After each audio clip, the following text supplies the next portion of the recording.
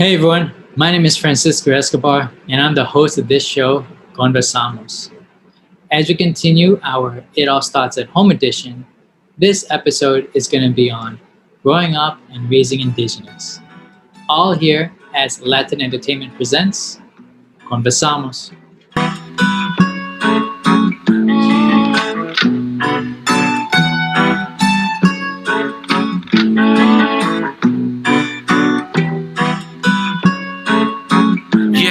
Is it that wrong? I'm making a song, I'm taking it back for the platform that I formed. You should help me transform. I run the reservoir, the predator, like a hungry carnivore. When I'm breaking through these heavy doors, this is Desert Storm. A metaphor to show I'm equipped and informed. I'm striking with the mega force. We have an expert panel ready to discuss their experiences growing up and raising as an Indigenous person. But first, we'd like to share our Indigenous spotlight. Absolen's Midtown Mojo Manufacturing, a Texas-based business that sells and promotes Indigeneity with candles, scents, sadar, tech teas, and much more. Follow them at Absolen Midtown Mojo MFG. That is Absolen Midtown Mojo MFG. We have Nelly Cruz, Gabriel Orozco from A Hectel Wind Philosophies, Francisco Alegria, and Inez Hunter from Mujer Moralista. Thank you all for joining us. And now with our first question, how would you describe your experience growing up with your Indigenous identity? And if you're a parent, additionally, share how that affected you raising your children. I grew up Latina in the Bay Area. My father was a political prisoner from Chile who was exiled to this country. In prison for 5 years, exiled here, and then met my mother, who is an American agnostic Jew. So I didn't really discover and dive deep into my indigeneity and Jewishness, for that matter, until I was maybe 21 years old.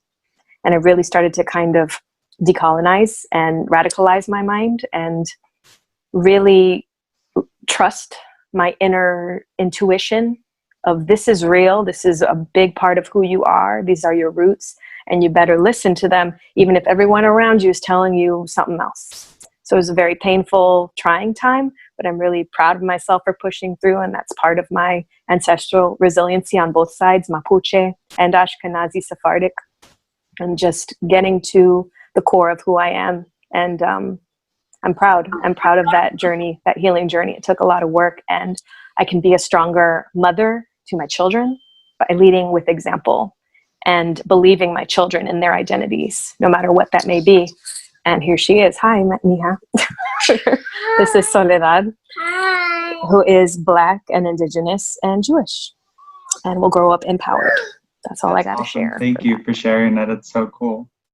I'm probably going to be the more, I guess, colonized, Americanized, I think, in this chat, but hopefully don't kill me for that too. But no, I think everyone, it's all love here. Let's be real. I think it's all love as soon as everyone walked in. So, I was born here in New York City, born in like Washington Heights area, if you're familiar with that. And then, my parents are both Guatemalan. They actually met in Brooklyn, which is hilarious. Like, there's not many Guatemalans, period, in the New York State area. So, they met and fell in love and everything too. So, obviously grew up more in the Americanized New York City sense. But, we've had a really strong connection because I am first generation here in the States. So we have a strong connection with Guatemala. So my Indigenous connection, actually, it's a little bit different because, I'm still kind of soul searching, I think, for a lot of folks, and still trying to gain a lot of knowledge because, I grew up being Latino or Latinx, and being a lot different in the Latinx community in general because I didn't look one way like what my family looked like in a sense, and then I didn't look a lot of the way than the surrounding Latinx folks around me too. So it was very, there was a lot of research that I had to do within myself and my space, I looked mad mixed from like all over, you know what I mean? And it was one of those things where the research kind of led me to kind of really look into the indigenous side of things, look into the Spanish side of things, and even looking into parts of like, I would say Middle Eastern and maybe even African side of things too. You know, that's a different subject and a different knowledge. But my indigenous side, you know, there was a lot of heartache and a lot of sadness growing up. I think if you speak to any sort of Guatemalan, I don't want to go into it much of it, but if you speak to any sort of Guatemalan, you'll hear that at least one family member has been taken. I think that's a lot for Latinx folks in general, but one family member has been taken from you because of fights for indigenous rights in Guatemala, you know, and that's kind of what we've been seeing all the time. So, you know, growing up, we've heard, like, we've used words like, this is derogatory statement, but indio, which is, if you call anybody in Guatemala, it's like saying the N word here. You know what I mean? It's been really bad.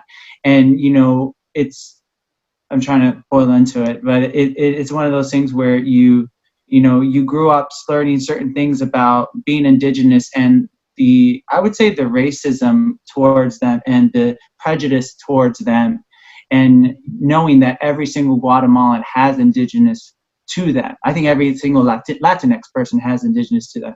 That's kind of what my upbringing has been. It's been a lot of research into that side of us as Latinx folks in general, because let's be real, we're all going to have indigenous part into us. But there's more into it, and that's kind of why I'm here trying to learn about it. Thank you, Francisco. And yeah, Nelly.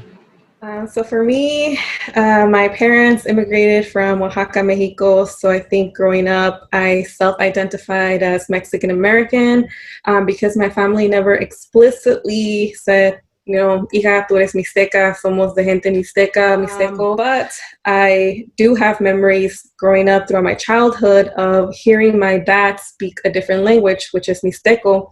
When my great-grandmother would call from Mexico on the phone, I would answer, and it was another language, and I knew it was for my dad, so I would just give it to him. And that actually language became the key for me as an adult to really dive into my own personal research. We also visited Oaxaca when I was a child and my teenage years. So I also recall hearing just the local people in the pueblo speak Mixteco. And it's just beautiful because I got to see, you know, the way of life of what my parents grew, my grandparents, and everyone beyond then. And so for me, I think in college, when you're learning about colonialism, social structures, then you're like, it all makes sense. Like, I am living the erasure of indigeneity. And so now it's my turn to be able to reclaim that part of me and be able to learn more about it.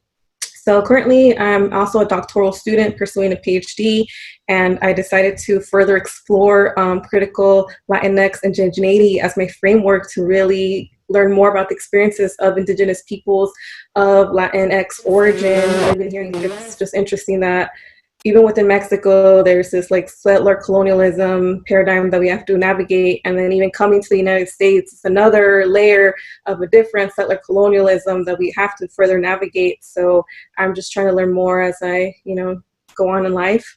Let me answer that question. I didn't grow up indigenous like a lot of us. I grew up here. I didn't finish high school either. Actually, I'm a high school dropout. Did a lot of things as a youngster here in LA, California, Pico Rivera. But that also opened my eyes as to, because I went on vacation for a little while when I was in high school, and realized like that all the people that were on the inside were black and brown. And so I got a good look at that as a youngster. And so when I started school, I didn't go to high school. I just went to junior college without a diploma or a GED. And I took my one and only Chicano studies class in junior college. And then I really started putting everything in perspective. And I didn't come to grips with my indigeneity until I started doing danza. When I started doing danza Azteca, danza Mexica, then I started really looking at, okay, where are my indigenous roots? Because my mother's actually Korean, you know, but I don't know nothing about my Korean side because I was raised here by my Mexican side, my Chicano side. So I'm actually Chicano Coreano.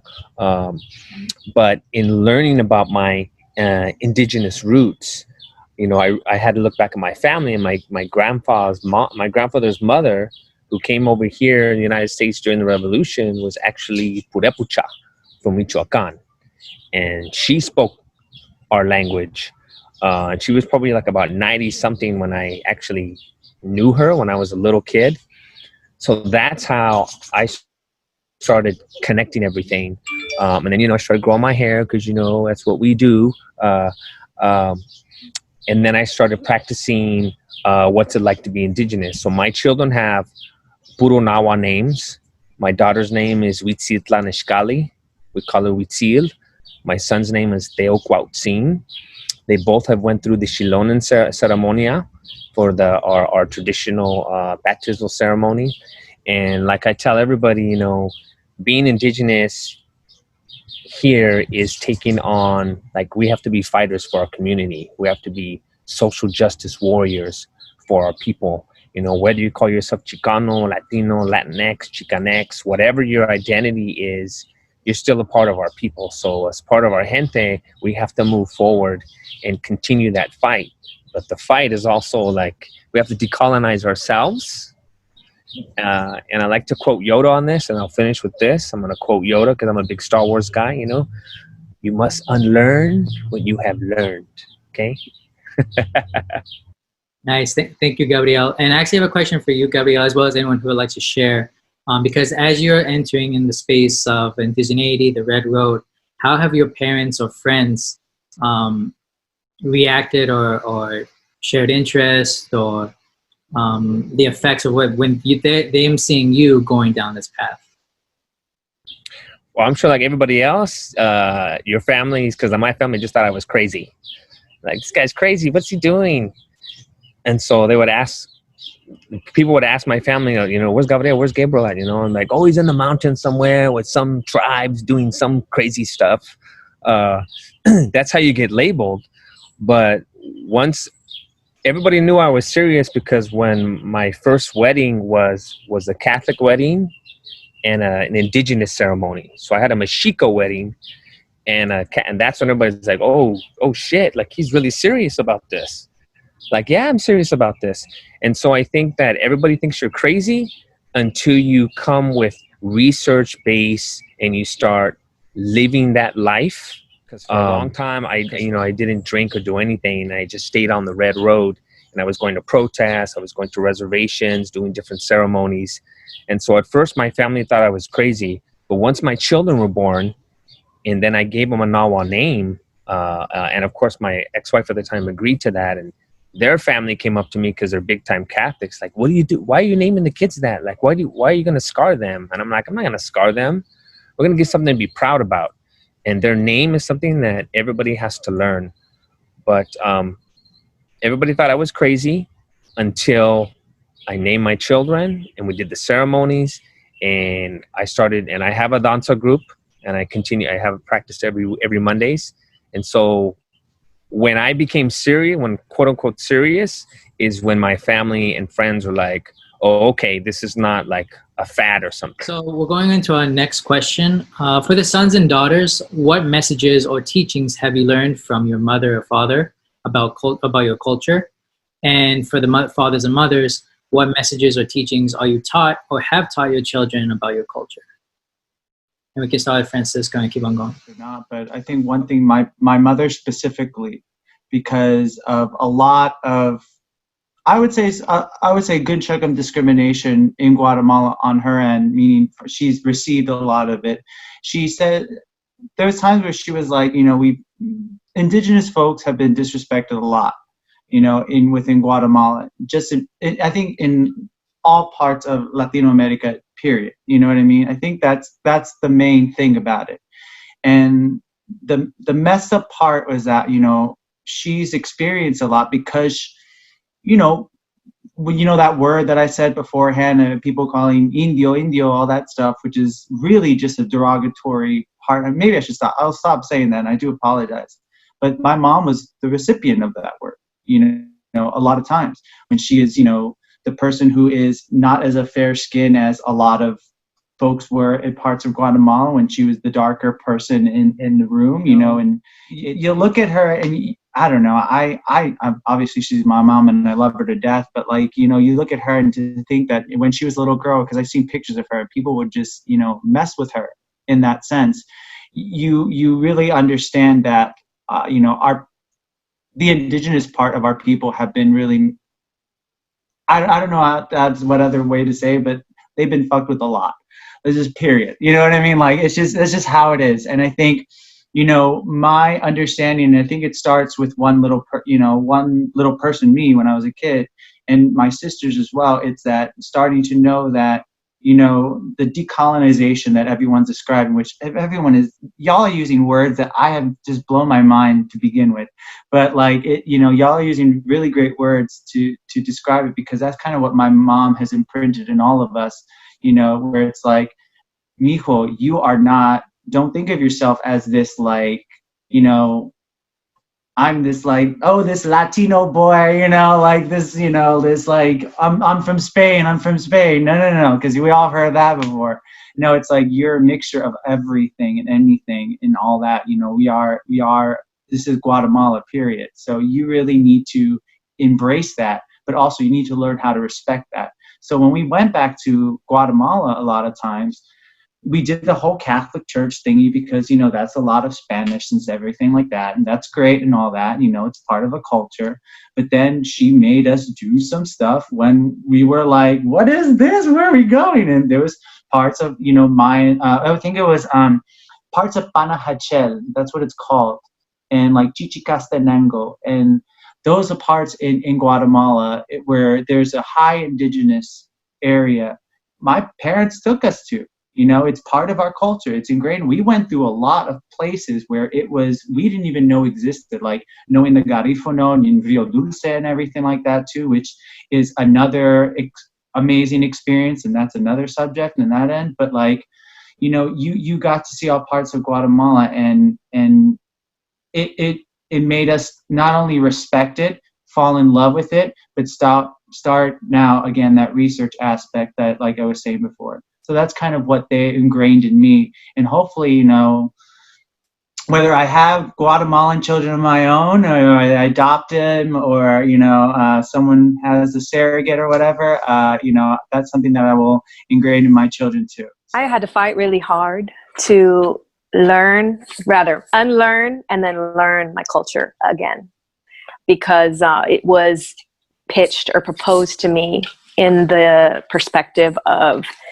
really deep-seated institutionalized racism on both sides, and just a lot of shame around it. And I hear you, Francisco, on the charge in the word Indio, but in and of itself, to be who we are is not a slur.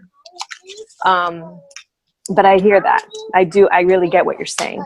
And I grew up with that as well, where that was really shamed and talked down on.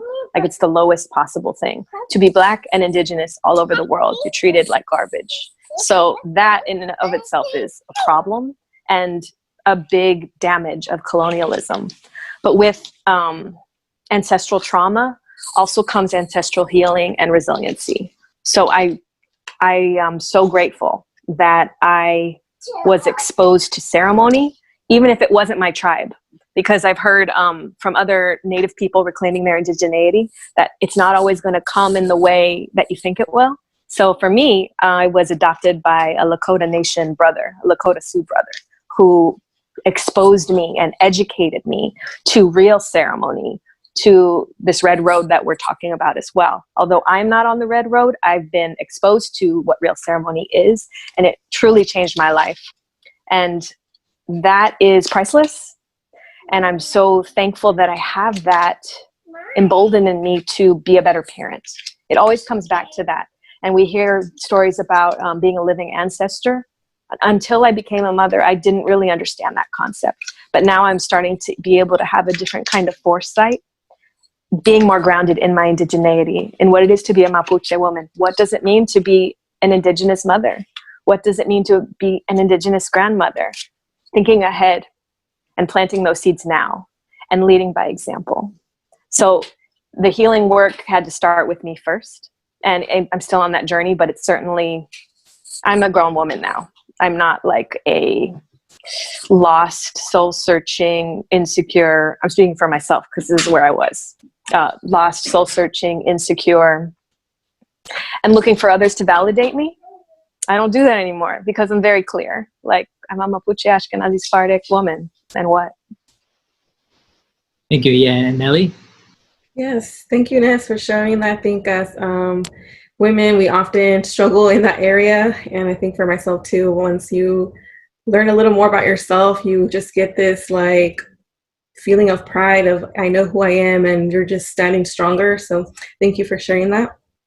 For me, I think a lot of the things that I learned were more like, I would hear my dad say like, oh, esas son las costumbres del pueblo, or these are the traditions, customs of the pueblo. So I think my teachings came in those forms, and that's how my parents were able to share some of like the beliefs, values, norms of the community that they grew up in.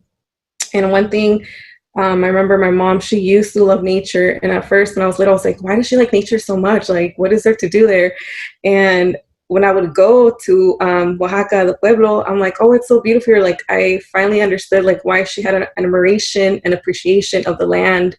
And I think that's something very important that I've also learned as, you know, we see environmental injustices occurring around the world. And I think just values of like, you know, respect between like the older generation and the younger generation. And I just appreciate that exposure that they have. You know, as far as my grandparents raised me, and they didn't really know they're indigenous. I'm actually like third or fourth generation here. So a lot of my indigenous training came from elders of different nations, and my particular maestro de danza, and understanding all of the relationships. So what's difficult for me is because you're learning and decolonizing, and at the same time, when you have children, you have to teach them. And so that's why for me, being indigenous means, so I got to practice ceremony. I've got to expose my children to ceremony. They need to know they need to know our history. And it's hard. You know, my daughter's a senior this year. She's a class of 2020. And so, you know, I try to instill in her, like, people need to say your name correctly. Like, people need to say, I don't care who it is, your family, everybody needs to know how to say your name the way it's supposed to be said. So for kindergarten through 8th, everybody called her Huitzil. We called her Huitzil. You know, because my son Theo. Theo's easy. But when she got to high school, all of a sudden she became Wheats. You know, she became Wheats, and I didn't like that. And so the difficult thing about being a parent is the limited knowledge that I have that I'm sharing with my kids. You know, I don't know how strong it's going to stick with them. My daughter's 18. She's still struggling with her identity in terms of who she is as a person. She knows she's indigenous because I pounded into her head. She's been through, you know, baptismal ceremony. She went to her coming of age ceremony when she was 13. You know, when she's 26, she'll have another ceremony. My son had his baptismal. So I'm teaching them the traditions through that. We have danza, you know, every Monday, and we do lessons. And my son's about to have his 13th trecena ceremony, where, you know, we have to cut their hairs. That's part of the tradition that we've done. And what I try to teach my children is, like, there is no like perfect person or one or a group of people that know everything about being indigenous, and there's no perfect Aztec or Afrocentric, or, you know, nobody has all the answers, and we only teach what we know to the best of our abilities. Because even my danza group, we do Aztec dancing a certain way. There's other groups that do it differently, and there are other groups that be like, oh, that's not the way to do it. That's not the way to do it. And all I said, this is how I was taught. And I try to teach with, you know, the basic core elements of respecting the earth, respecting our elements, respecting our ancestors, respecting our elders, respecting humanity. But I think as a parent, trying to be indigenous and trying to share that with my children, it's really, really hard in this day and age, because you really have to be like hardcore into our ceremonies. And then there's the balance of, I don't want to force them to be this way, but they have to be exposed to it. And they have to know who they are. That's the only challenging piece, because I have an 18-year-old daughter, and I try, but it's difficult still to instill that identity. But they're definitely proud of who they are. But what they do with that, and if they continue some of our traditions, I mean, I'm just going to keep pushing for that. Thank you. And Nelly, would you like to share? Yeah, I think one of the questions to reflect as we're moving forward is just how, we are connecting with one another. And I appreciate everyone sharing their story. I think one commonality that I noticed is that we all at different points in our lives realized and were able to reclaim our indigeneity. And I think a lot of folks have brought up, this term of decolonization, which is very important because there's just so many ways that one can decolonize and learn to unlearn. I think that's the beauty of life, that every day we're learning something new, and in that process we're unlearning, maybe these colonial settler things that have influenced us growing up, and now we have the opportunity to change direction and where we're going with how we want to lead our lives. I think she makes some perfect points. I wasn't really sure coming into this, like, what levels of indigeneity people had. But when you start using terms like colonization and, humanization and rehumanization, like, man, we're speaking the same language, and we just need to, I think we have to connect and grow, because there's all kinds of movements out there. Ethnic studies movement, Black Lives Matter movement, the children in cages, the LGBTQ, DACA, all kinds of stuff that I think all of us are critically conscious. So I think you hit it on the head with that, Nelly, that, like, I'm actually really happy. Like, you guys are all awesome. So I'm really like, wow, I'm growing. Thank you. So with our next question, for the sons and daughters, how has your experience as an Indigenous person influence on how would you like to raise your children? And for the fathers and mothers, how has your experience as an Indigenous person influenced you in raising your children? Starting with Francisco, and yeah. And also children and youth. If you don't have children, but you want like little cousins, nieces, nephews, however the case may be, just youth in general. Well, I mean, I think that's a really great question. I'm probably not going to speak a lot of that since I don't have it, but I do have nieces, and they're one is she is of Guatemalan and of Mexican descent, and then there's another niece who is of two other nieces that are of Turkish and Guatemalan descent too, and I think all aspects of everybody's culture is trying to go into our nieces, not trying to bombard them with the stuff because you don't want to like overdo it, I guess. But we really want to share every single part of it. And I think, with the way our parents raised my sisters and I into, or raised my sister and me, of being not only respectful, but doing the research. I think that's just the overall arching theme of my part of this conversation is do your research. Like, you need to go into it. There's a lot of stuff out there to teach you and to give you the knowledge that this is part of your culture, of being a part of Guatemala and everything, and I think, that's what it's ingrained in us. And then we want that to go into our girls, like they're my nieces, but they're my girls too.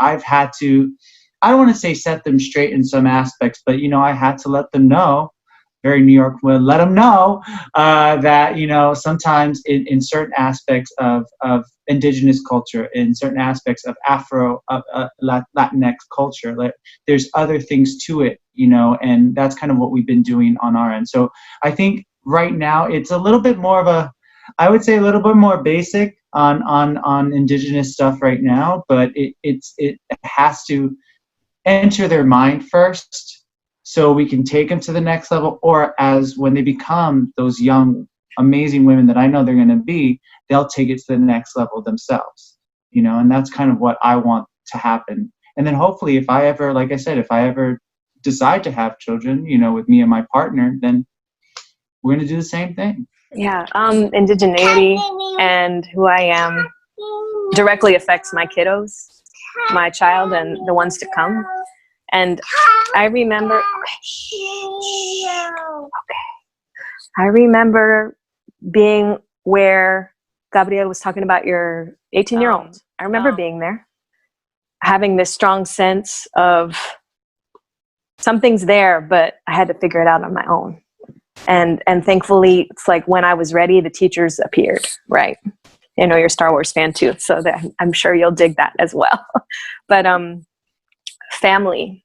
When I think of indigeneity, I think of family and the values of family and everything beautiful and sacred that family is, and rebuilding that and making it our own. And like those values, taking care of the earth, knowing we're from her, knowing to protect her, knowing to continue our ways, be it through language, through ceremony, through song, teaching my children the songs, Mapuche songs, learning my language, just having patience. And I hear you, Gabriel, too, about as I'm learning and growing, I'm also trying to teach. So unbraiding the stuff that don't work and braiding what does work, and may it hold. And with those prayers and just trusting in that and just trusting. Yeah. So with ancestral trauma, there's always ancestral wisdom and healing opportunity.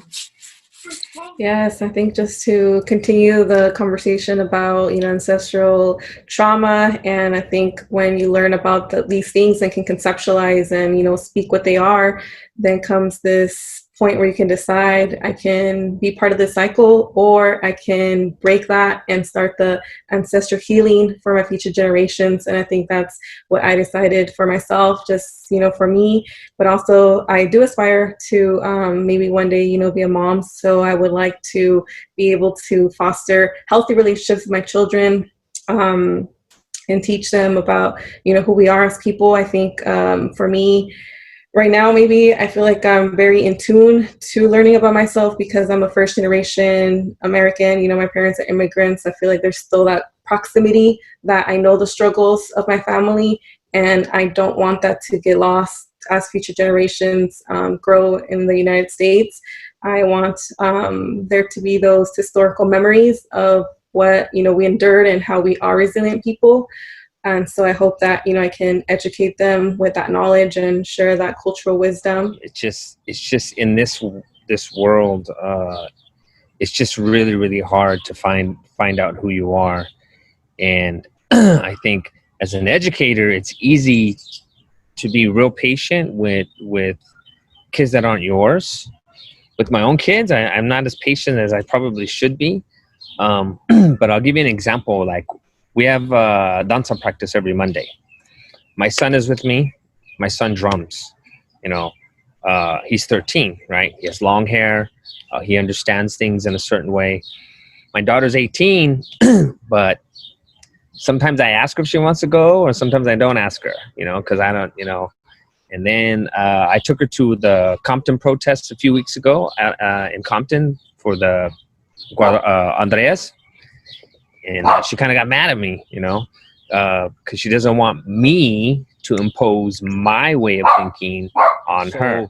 There's the battle of just being a parent, like just being a regular parent.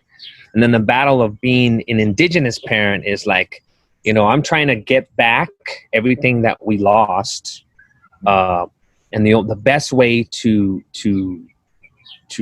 share that is by giving it to my children, by raising my children that way. So I've had to learn what ancestral knowledge is and use our knowledge as a core, our founding beliefs as indigenous people, as an anchor. But if you don't have that anchor, it's really difficult. And then I will say this, that I've been married 3 times, all right, in my life. And the first time I married a Mexican girl who was hardcore Catholic, so I had to do a Catholic Mexica ceremony. The mother of my children, my second wife, she was down, but it didn't work out. My third person, because I was trying to be open-minded, I married somebody who was sympathetic with me and loved my kids, but was Christian. And that ended up not working out because the ideals, they just don't mesh. And so my thing is like, you have to have, if you're going to be with somebody and you're going to raise children, you have to be on the same page. Like, you absolutely have to be on the same page. And if, like, I always thought, like, I'm gonna be with somebody who's Mexican because my kids are gonna be Mexican, right? They're gonna have my little Korean in me, and they're gonna have all Mexican in me. But even that wasn't enough, because you have to find somebody who has an indigenous philosophy, who aligns with that philosophy, if you want your kids to be strong in that. Because mothers are gonna carry they're gonna be stronger in carrying the traditions and the culture, for sure. And so whoever your partner is, they have to match with you in your philosophies, or it's going to be even harder to raise your children. I'm not saying it can't be done, like homegrowing Nez. Like, she's got 3 things going on, for her children. But you have to be firmly and solidly grounded in that if we want to continue in that way. It's just hard. It's really, really hard. Thank you, Gabrielle. And now to our next question. If so, how have you experienced gender disparities in your family and or community? There's been a lot of disparities. I think, just being, Latino male in general, or Latinx male in general, like, I have it better than a lot of other folks. Let's be real, here in the US, let's be real, sometimes I feel like I'm a second-class citizen for a lot of things. But, when I go back home and everything like that, everyone loves me. Everyone loves whatever. And that's because I'm the sole boy that's from my family, that side of the family. I'm ginormous. I'm like 6'3". I'm like probably the biggest Guatemalan you'll ever meet. Yup, exactly. I played basketball. Thank you very much. It's one of those things where, you're praised a lot. But, like, obviously, knowing how life is in the U.S. versus how life is in Guatemala for me, like, in the U.S. you do see a lot of, like, I don't want to say a lot of discrimination towards me in that sense, but you see a lot of discrimination towards your people in general. If we're talking about being Latinx or Indigenous, that there is that thing. So how someone who is not privileged feels like. And when you go to being actually privileged in the country that your parents are from, and you know and love, you see how other people are treated. Like, does that make sense? I know that's kind of weird, and it sounds like a long-winded answer, but it's one of those things where you're kind of like, why do I get the special treatment? Why doesn't she? There's a huge gender gap in that. And if we're just talking about Latinx in general. Thank you, Francisco. And yeah, Inez, what do you think about gender disparities? Of course. Of course there's a difference. Although I cannot separate being a woman and then having the gender koji, or like, I'm she, her, they, them. I am queer. I am Indigenous. I am also Jewish. And I'm a white lady. So I navigate this world with the privilege of whiteness. And people can't see my ethnicity, no matter what that is in my heart. And I know what that is. But I know the difference. And I'm an educator too. And context is everything. Okay, I got you, baby. Espera. Context is everything. So just knowing the difference and the distinction and where they intersect. Sí, mama. Shh. Thank you. De nada. Language, gender, sexuality, race, ethnicity, all of these intersecting identities. But for me, yes, of course I notice a difference. And anything that is not in integrity, essentially everything that's been colonized, peeks its ugly head up as toxic masculinity or machismo or rape culture, or you name it, double standards. The list goes on with the gender stuff. I'm just always like trying to reframe things constantly. Like, what is the context? What is the lens I'm looking at it through? What is the context of what we're talking about now? Who is the audience? And it really helps me, I find, I find that that's indigenous, you know, like really just grounding it. Let's simplify it. Let's really just ground it and simplify it. And then it's very clear to see what it is. But yes, of course. Yeah. But my husband is a dark-skinned Black man, and my children are Black. So that's how they navigate this world. I know the beauty of their complex identities, intersecting identities, and they will be empowered with what that is. But I'm going to really teach my kids context. Like, just know who you are in your heart, but also know how you look to others. Yeah, I think I definitely, or unfortunately, the patriarchy, gender roles are still ingrained in our society. So as a person who identifies as, you know, female, my pronouns are she, her, hers. I think there's still certain expectations of me based on my gender. And probably that's mixed with the complexity that I'm the eldest child in my family. So, you know, eldest daughter, and there's certain expectations that come with that. But I think now we're in a place, or at least I'm in a place where I'm more well-versed about different gender identities, that I can be more understanding about other people's gender identities. And then if I have kids of my own in the future, that's something that I can, you know, teach them about how to be more inclusive with different gender identities, and not so much to perpetuate these traditional gender roles and norms. I want to say that all of you on this panel are great role models. And just listening to all of you, to your families and your partners and whoever. Jumping off from what I was saying before, my current partner that I'm with, she's a dansante, and she's a college professor, teaches Chicana studies, so we're on the same wavelength. And so for me, I was raised, my grandparents were hardcore Mexican Catholics. So it was all male dominated, male privilege. You know, the dads and uncles were like kings of the houses, and you know, my grandma would take care of all the men, and including me for a little while. She was like that with me. So I was raised that way in a very patriarchal system. But you know, and I wrote there that we're in a colonial framework. So all of our perspectives come from a European colonial lens where it is patriarchal. If we look at our true identities and our indigeneity, we come from matriarchal backgrounds. Our moms and grandmothers are the holders and the ones that keep it down. And it took me a long time to figure that out, a long time. Because I, at one time, you know, when I was a younger man, I was very chauvinistic. Because that's how I was raised.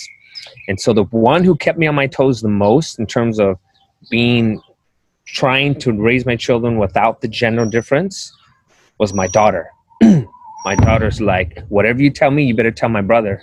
Whatever you say about me dating and stuff like that, you better do the same thing with my brother, you know? So I told my daughter she couldn't have a boyfriend until she was a junior in high school. And she, you know, had one boyfriend and no longer with him. So I have to hold my son to the same standards. Like, you can have friends, but don't catch me, you know, with a girlfriend before you're a junior, you know. But then he has to deal with his mom. So his mom's crazier than I am. But I mean, we recognize those differences, and raising my children to see those differences, to understand those differences, and to be able to navigate through those differences. So as an individual person, it's easier because I've gone through the whole decolonization. But as a parent, trying to raise my children to see that lens, that part is much, much more difficult. Because when you send them off, you know, they're out in that world with all the colonized people. You know, they're not hanging out with all of us in a room, you know. They're with the other people. So I think it's more difficult raising children in this way than as we are going through the process ourselves. Thank you all for sharing. With our second and the last question, what messages would you like to share to Indigenous children in the future of indigeneity? I guess one thing that I would say is, you know, there's many types of Indigenous, but let's break it down to two Indigenous types of children. One that are kind of like me, where they're just learning certain things about themselves and hopefully gaining knowledge of what their background is. Like specifically, I'm gonna be transparent, from like if you are like Guatemalan in a sense, you know, in order to truly know your heritage of being from a certain country, especially within the Latinx community, Latino American community, you got to go through every single aspect of it. And it's not just the Spanish aspect of it. It's not just because of the language that majority of us speak. That is not who or how we define, in my opinion, how we define a Latinx culture. There's more to it than that. So do your research. Like, I'm serious. Like, you got Google, you got all this, you got people to talk to, you know, if you want to be more person to person, do this stuff like that. You got to educate yourself. And I think to the indigenous kids who grow up within that, I honestly would like to say it's like, you know, you're going to be you're going to be discriminated in a lot of stuff. People are going to tell you some shit about yourself that you don't like, you don't want to hear, or you shouldn't even be hearing, you know. And you know, as someone who is older would love to protect you and everything, but you know, you gotta learn how to protect yourself in that sense. But you know, one thing I would say is like, you can't, haters are gonna hate, period. Haters are gonna hate, and you can't let them hate on you all that. And if they do hate on you, it has to go in one ear and out the other, because I like, honestly, like we as, whether you're full indigenous, you're parts indigenous, whatever the case may be, like it's beautiful. It is just beautiful. And you really got to understand what it's about and understand like, why does that make us a whole, you know? Because if you started hating at least one aspect of yourself, it's just not gonna, what is it? If you can't, what did RuPaul say? You can't love yourself, you can't love anybody else, you know? That's, you know, what is that? Yeah, right? So that's one thing I would say is like, y'all gotta, just Gabriel. But y'all just love it. That's it. Just love that aspect of you, because that's going to make you a better adult, a functioning adult in this society. Thank you, Francisco. Yeah, Gabrielle? I think that what I would say, and I do say this to my students, is just be proud of who you are. Be proud of who you are. Be proud of who you come from. Don't ever be ashamed of your color, your language, and your cultura. Like, you wear that with pride. I know when you do that, like, people look at you differently, and then people look at me because of my long hair, and then, like I told you, I'm on the school board, so I'm an elected official. So there's a lot of people that just don't like me because they don't like the way I look. You know, I don't have the all-American, you know, I don't look like Francisco, you know what I mean? You know,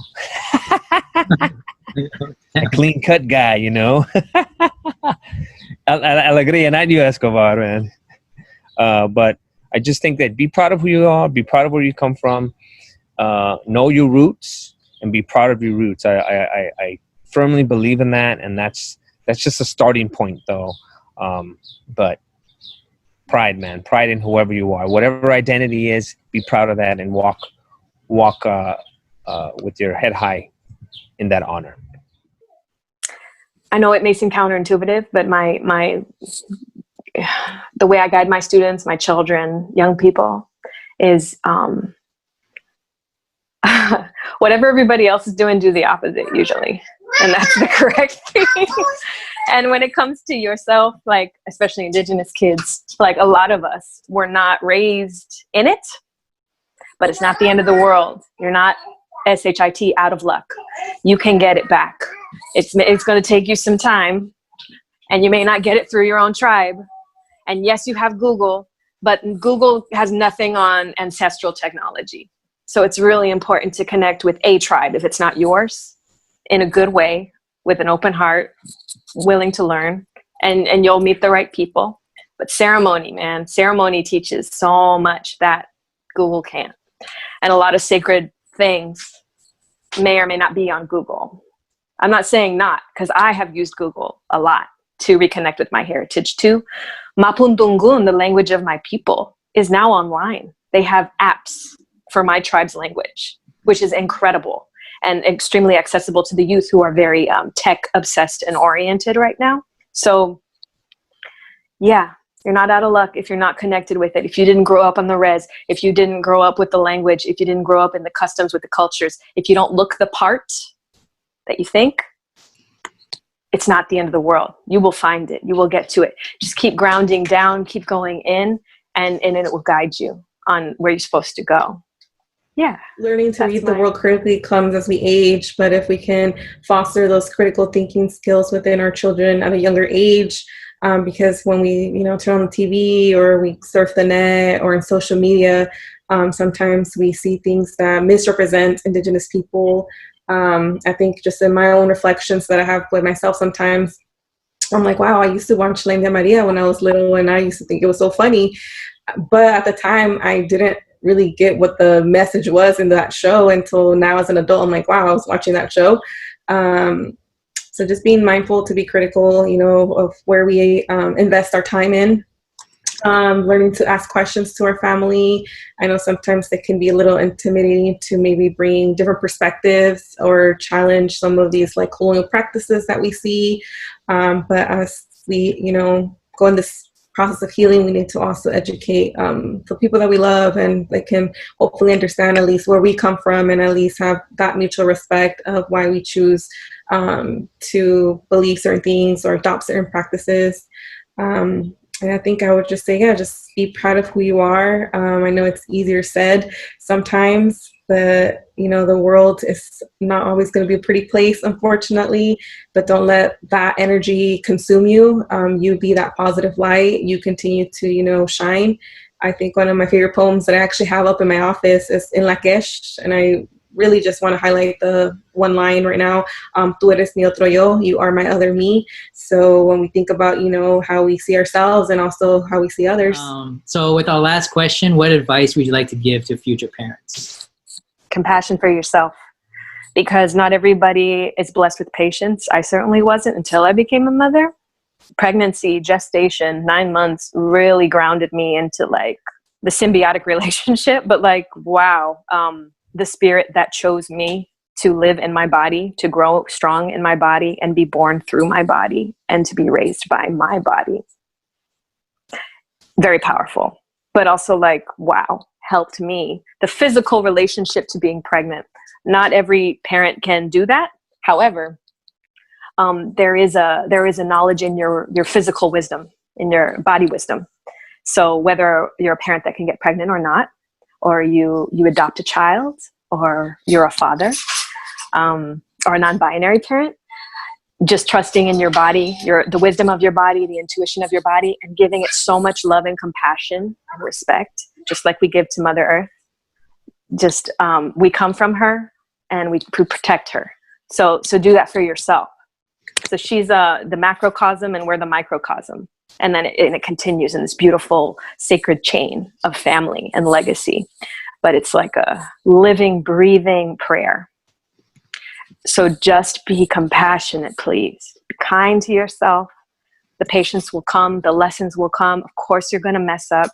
Just be kind, because it's okay. Our ancestors been through so much. I'm sure we can do this. So get it, like trust in your Indigenous roots, trust in all of your ancestors, they are who you are.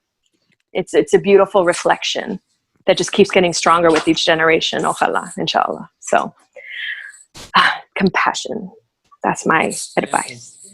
Since I'm not a parent, I'm going to give my future parent self some advice here, just to respect the parents out there who have actually gone through this experience.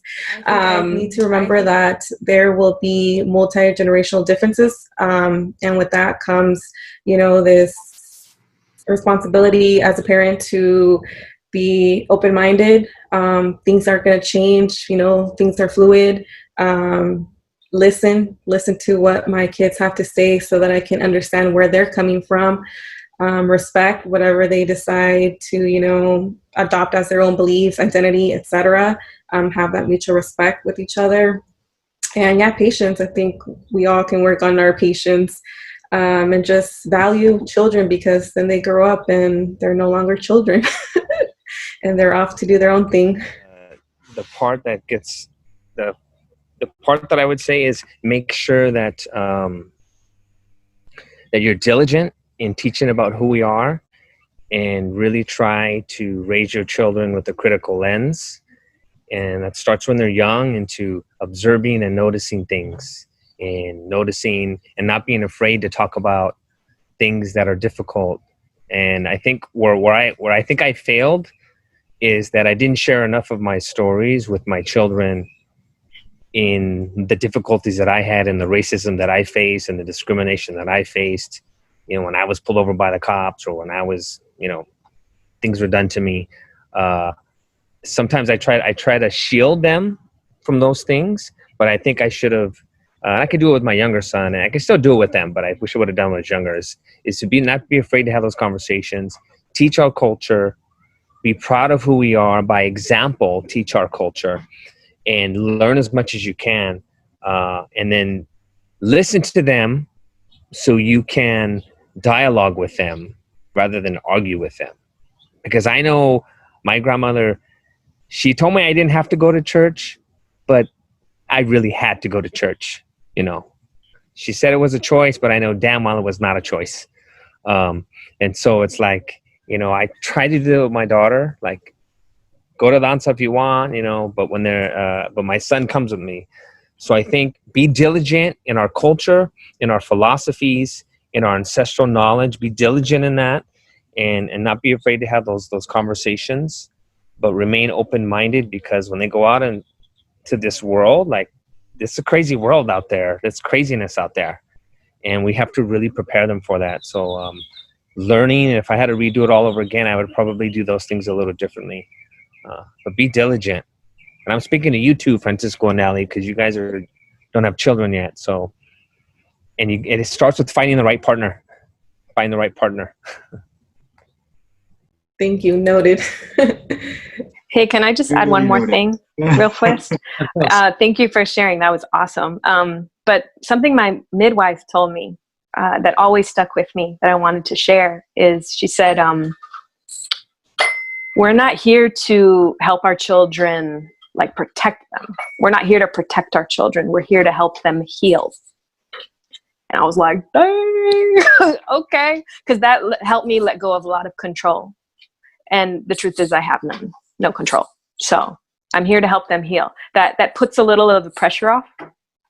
So same to y'all. Like, there's a lot of greater things at work here too. Yeah. I'm going to make one last comment. I think Gabriel talked about vulnerabilities, and I think that's very important. I know that's something, like, at least for myself, I had to learn to become vulnerable and share parts of my stories with others. And I think when within our own families, it just builds a stronger connection. I think maybe working with younger folks, in my past experience, and with my nieces and everything, is some percentage of transparency, I think, is going to help out a lot. I think, especially with, like, whether you're talking about younger millennials to Generation Z or whatever, and I hate to kind of compartmentalize us in that regard, but I've noticed there's a huge difference. Like with me, I could have been lied to and told to, because I'm in that older gap, like the older 30s now. My parents did all that stuff with me. But when it comes to this generation, and probably generations younger, I mean, it's not that I think it's a withholding of information. I think they're more wanting to know stuff, which is great, because these kids want to learn. How hard that was in my generation when we want, for us to learn, and we weren't really open to learning. They're open to learning. I wouldn't say keep it 100 all the time. I would say maybe keep it 50 to 60 at times, and when as soon as they grow up more, maybe give it 100 more. But that's the only thing that I've seen, just from, I guess you could say, data points, or from my personal experience in dealing with children. You just keeping it real, but like at a percentage. With that said, that is all the time that we have. Thank you everyone for joining us. And now everyone at home, make sure you like the video, subscribe to our YouTube channel, follow us on all our social media outlets at Latin Entertainment _presents. That is Latin Entertainment _presents. Also, you can listen to us on our various podcast platforms. That varies from Anchor, Spotify, Apple Music, and Google Podcasts, just to name a few. Lastly, tune in next week as we discuss growing up and raising anti-racist and anti-patriarchy. See you next time as Latin Entertainment presents Conversamos. Yeah, yo, is it that wrong? I'm making a song, I'm taking it back for the platform that I formed. You should help me transform. I run the reservoir, the predator, like a hungry carnivore. When I'm breaking through these heavy doors, this is Desert Storm. A metaphor to show I'm equipped and informed. I'm striking with the mega force, I'm lukewarm, your crew swarms. With the fear, my lyrics do harm. If you ain't lending a hand, I'm breaking your two arms.